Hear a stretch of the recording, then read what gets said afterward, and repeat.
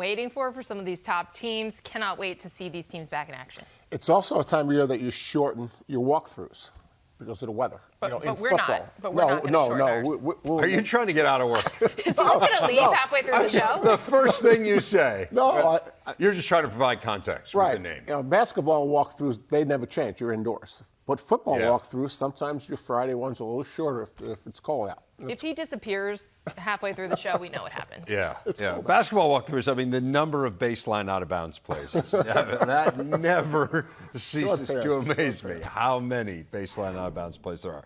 But anyway, we digress. Let's get to our big story, and that is tomorrow's slate. 3 games in the early window. They all involve teams in divisional races. Number 1, Ohio State at Rutgers. Wisconsin, Nebraska, who are tied for first in the West.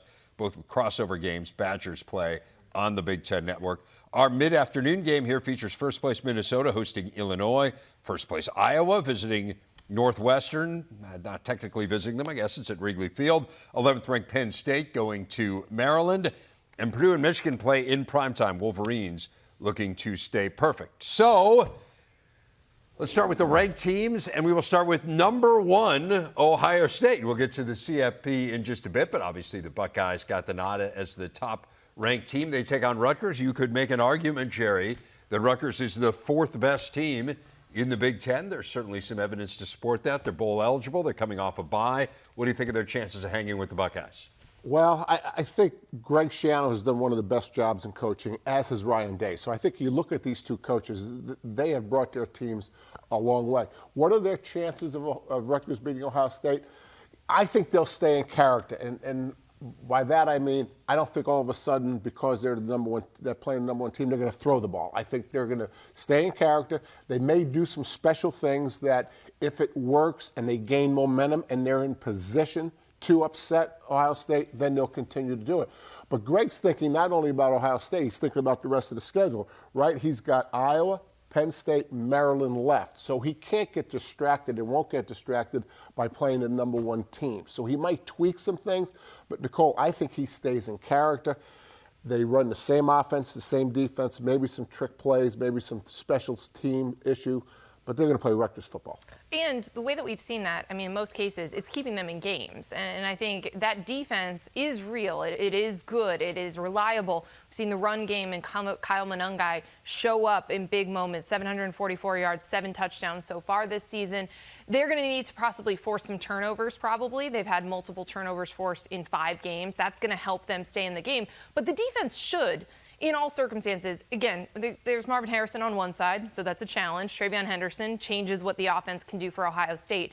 But if Rutgers' defense lives up to what is capable of, I think that they can stay in this game and keep it close. Ohio State's been comfortable in those types of games as well. They've come out on the winning side in some challenging environments and in some games where there have been great defensive play on both sides. You know, the last game like this was Michigan-Nebraska, and here's why. Nebraska and Rutgers, I believe, are built the same way. They're built to beat matchup opponents, which both of them have done, and Nebraska may become bowl eligible tomorrow.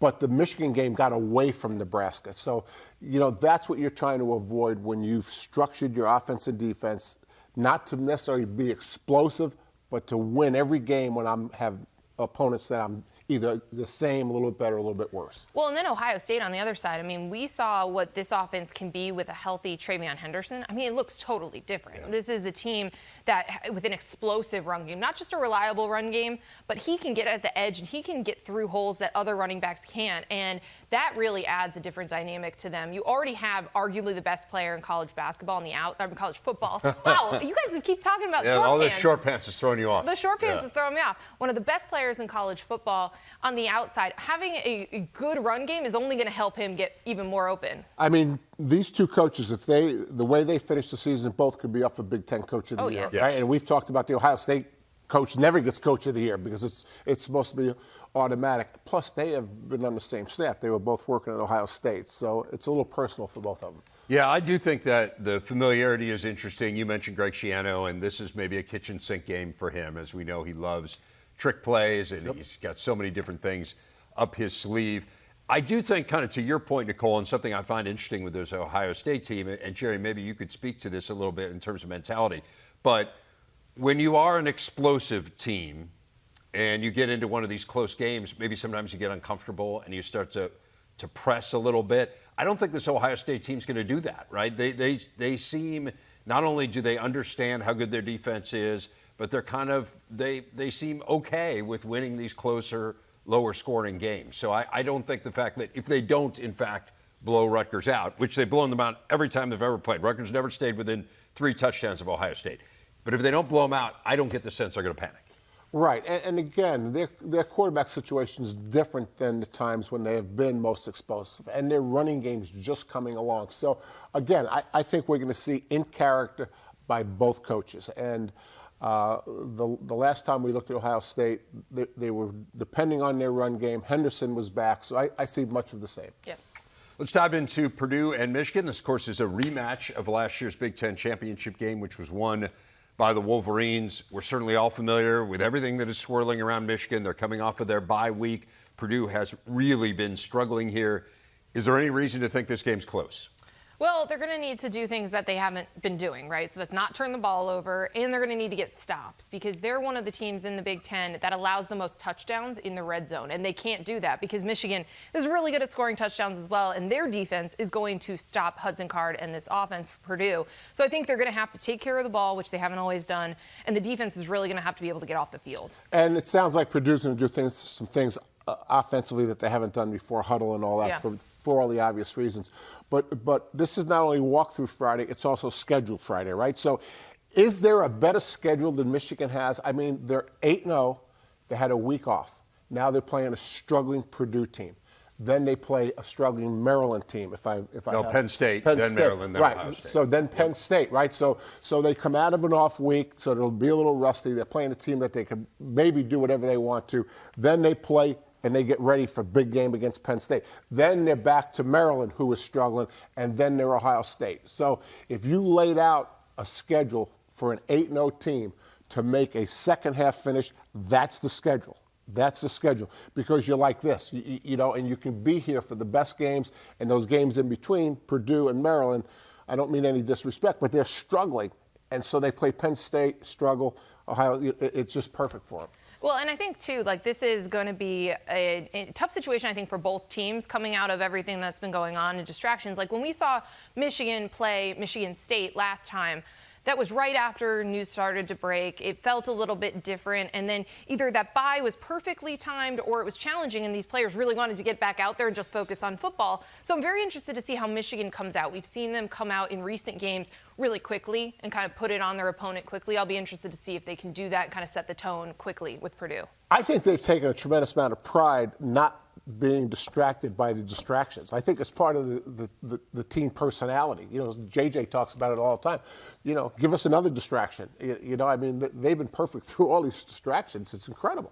We were talking a little bit about Maryland, and they, of course, are coming up here on Michigan's schedule.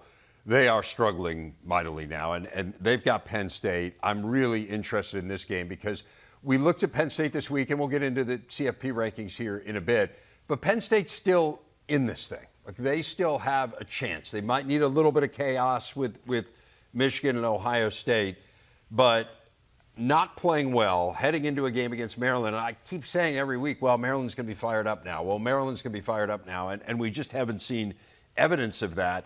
But this, again, is a chance for Maryland to have a really significant win against a Penn State team that isn't playing great. What do you think of this matchup? Well, would have been a lot more excited about this game had it been Maryland been playing like they were a month ago, let's say, because I think we had circled this game as a possibility for them to pull off. But I think one thing that comes to mind looking at this is the history of Penn State at Maryland. And some of those games were really anticipated, really high hopes for Maryland. But Penn State has had a lot of get-right games in College Park. And I think that for them, you know, coming off the way that they won that game last week, not the rest of the game, you got to take some momentum into that, and the explosives should have some opportunities against Maryland. But I think for both sides, you could certainly come in and say, like, this is a good time to have this opponent. But I think for Penn State, they've had a lot of success in this stadium when they've needed it. And I think the way both these coaches may approach this game is it's not as much about the opponent and the head coaches as it has been in the past. And here's why, right? 3 weeks ago when Maryland was playing Ohio State, we were wondering if they could compete with the best of three in the conference. And they lost to Ohio State, which there's nothing wrong with, but then they lose to Illinois and they lose to Northwestern, right? So they just have to get back focused on the way they were when they were undefeated early in the season. The Penn State, I look at this game more through the eyes of the Indiana game than the Ohio State game. I mean, you're right. Penn State's still in it, right? Yeah. Just because they lost to a really good Ohio State team.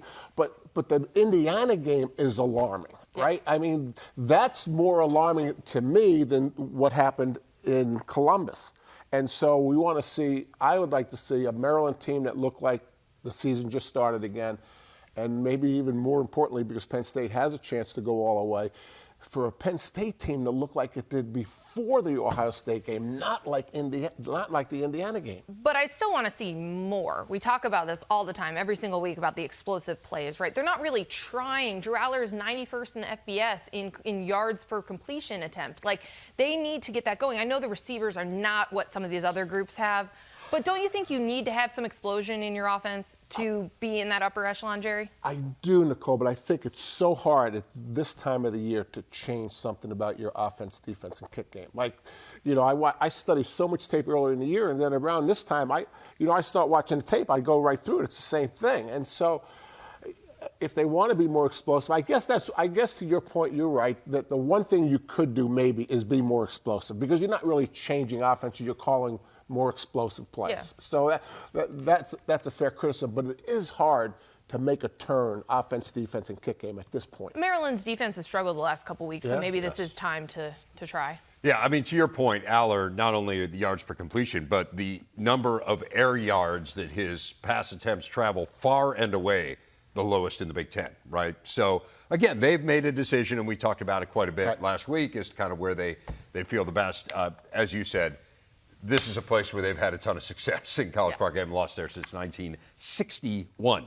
So much more to come on the show. We got lots more games to talk, big picture. And if you are watching this program, you are likely familiar with the first CFP rankings. But just a quick refresher, Ohio State got the nod as the number one team Tuesday night. Michigan's third, behind two-time defending national champ Georgia. First time we've ever had two Big Ten teams in the initial top four. And then two future Big Ten teams are at 5 and 6 in Washington and Oregon. You got Penn State at 11, UCLA and USC ranked as well. The biggest picture takeaway, I think, is always on the first one, the notion that we get a little bit of an idea of how this committee thinks, because every committee is different. And so the composition, when it changes, could change kind of what the net result is. What did you learn about what they think? Well, what I learned first was that they are making a point about resume with Ohio State. They are saying Ohio State may not look like the best team in the country, but they're going to be number one because they got the two best wins in the country, and we're going to value that. I will say I don't think they were consistent on that in the next spot, because you go to Georgia, they've only got 2 wins over teams better than 500. Michigan as well, they don't have top 25 wins. But I think that was the message that they were trying to send at the very top. They wanted to tell us, more so than the AP poll does, that we value who you've played and who you've beat so far. A little confusing, two things that I thought were confusing. You just said one of them, Rever. Why should it change? Why should we have to try to figure out the personality of this committee as opposed to next committee? I think that's an interesting question. Yeah. I don't think it's a compliment to the committee, though. And then the other thing is a lot. It's weird because you usually throw flowers at the committee. Usually he raves about the committee. And this narrative I've heard a lot. Michigan's probably the better team, but Ohio State has the better resume, right? A lot of people saying that. So as far as I'm concerned, they got the 3 Big Ten teams in a row, but. You think they got them in the right order? Right order, I'm sorry. So you would reward the rest. Do you think Ohio State's a better team? Like if they were playing on a neutral field tomorrow, would you pick Ohio State? Well, it's a little complicated in my mind because of the Michigan issue. So I want to be careful here. Okay. I would say right now I would rank Ohio State over Michigan. Whether Michigan's the best. Eye test wise, not just resume wise. You think they're the best? Eye test, but again, it's complicated because there's an issue with Michigan that.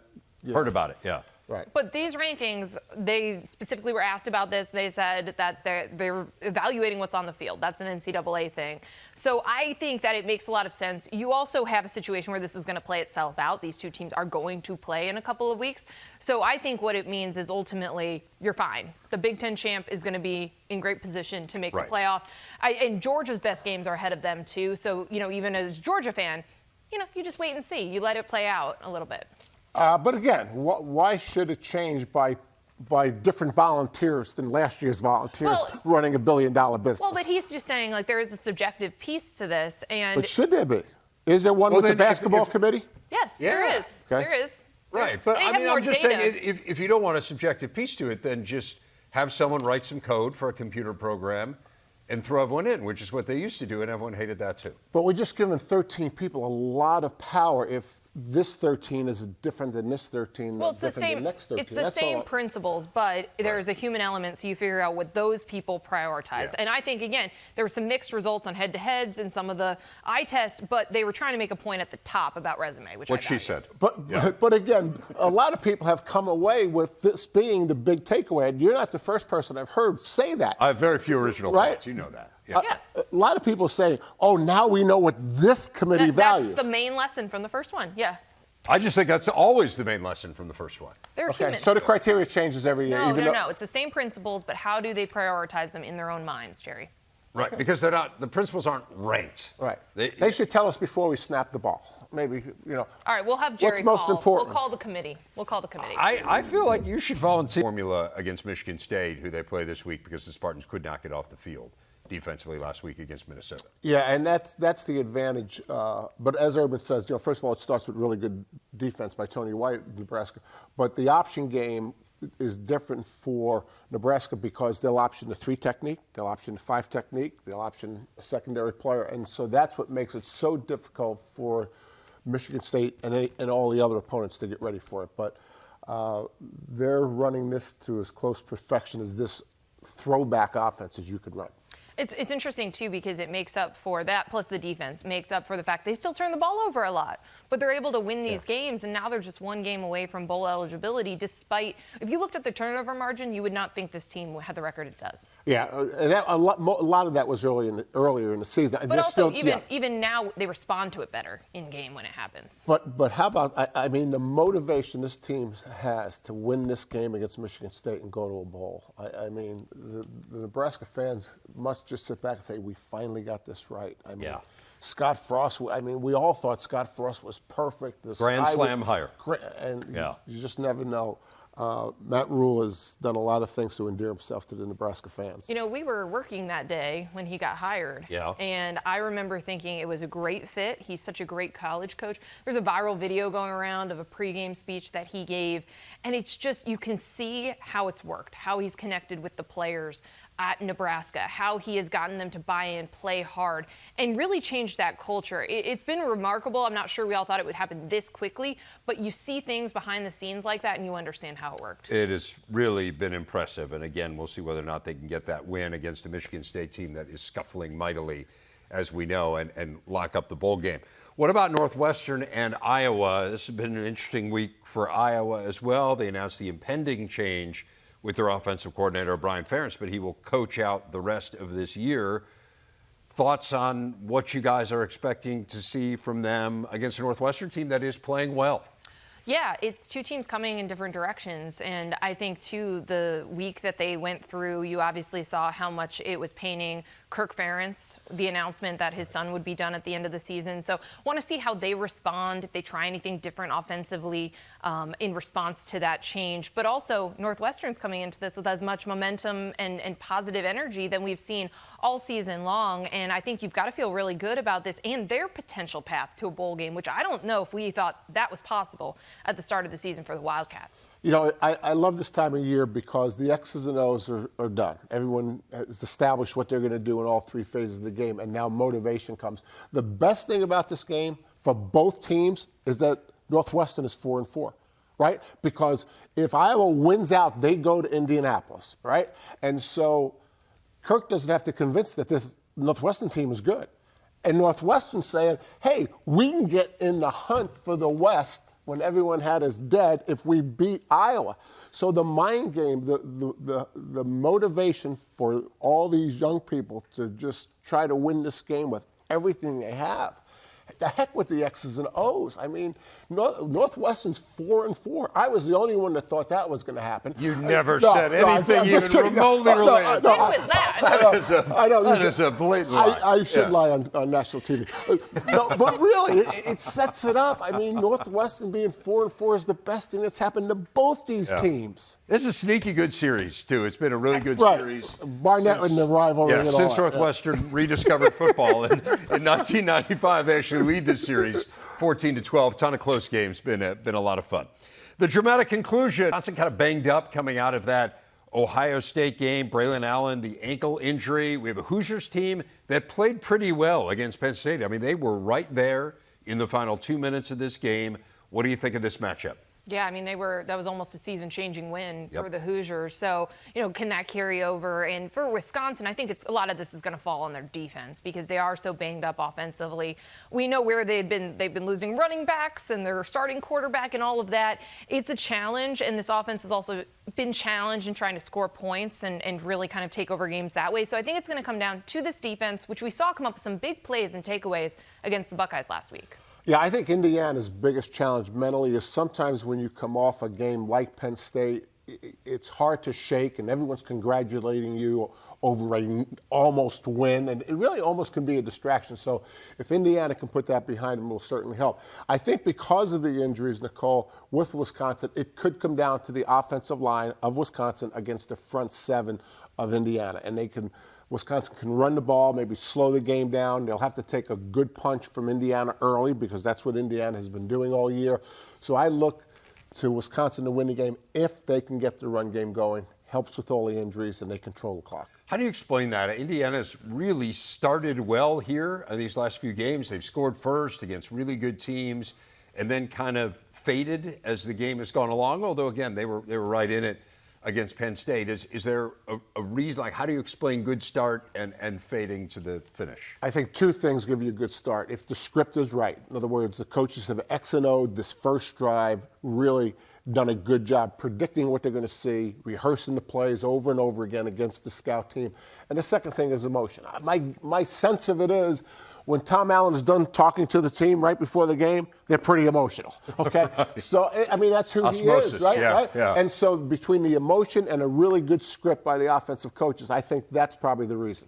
Very interesting. Let's get into Illinois, Minnesota. It's the first time we've seen the Illini since they kind of fell apart there late against Wisconsin. Part of them falling apart was Johnny Newton, as you remember, leaving the game due to targeting. So now they're without Johnny Newton for the first half of this game. What stands out about this matchup against Minnesota? It's exactly that. You just got to get through that first half without him because he is such a game changer and he's so impactful for what they want to be defensively. And we've talked about how different they are from what they were last year, but that just seems to be such an important piece to give them a chance to win a game. You need to be effective up front with Johnny Newton. Minnesota need to run the ball. We've seen them run the ball with a bunch of different running backs in this game. If they can do that, try to control the game that way, then they'll stay in that West hunt. If you look at the Minnesota defense stats from a year ago, they were impressive. This year, not so much. If you look at how the Minnesota defense has improved since the beginning of this year, that's more impressive than looking at last year's stats. Joe Rossi has done an unbelievable job. Reverend, we have the benefit that a lot of people don't have. When we watch Minnesota's practice, there's no reason why we wouldn't believe they're going to get better. Yeah. They are a great practice team, and both offense and defense have benefited from them practicing. I would say Illinois' defense getting better, too. Yeah. Let's give them some credit. It wasn't very good at the beginning of the year. Always fun